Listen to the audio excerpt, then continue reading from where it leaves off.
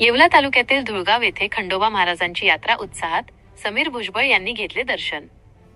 येवला तालुक्यातील पाटोदा धुळगाव परिसराचे आराध्य दैवत असलेल्या खंडोराव महाराज यांची वर्षानुवर्षांची परंपरा असलेली 12 गाड्या यात्रा नुकतीच मोठ्या उत्साहात पार पडली।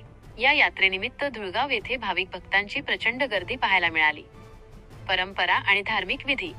धुळगाव येथील या यात्रेला मोठी ऐतिहासिक परंपरा आहे। एप्रिल महिन्यात भरणाऱ्या या यात्रेत खंडोबा महाराजांच्या 12 गाड्या ओढण्याचा थरार मुख्य आकर्षण ठरतो।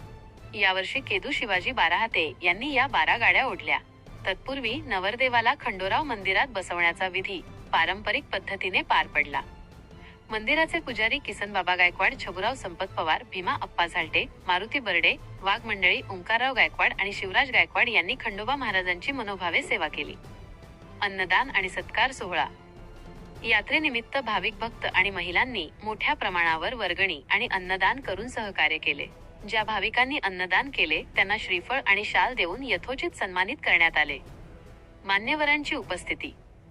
यात्रेचे औचित्य साधून माजी खासदार समीर भुजबळ यांनी खंडोराव महाराजांच्या मंदिरात येऊन दर्शन घेतले। यावेळी ग्रामस्थांच्या वतीने त्यांचा भव्य सत्कार करण्यात आला। ग्रामस्थांचे सहकार्य।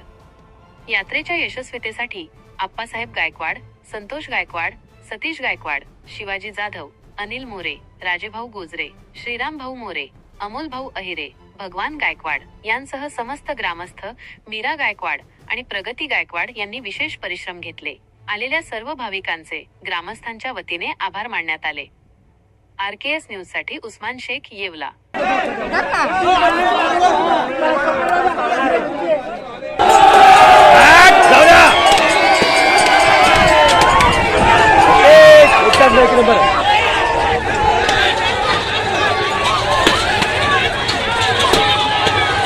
Ahora.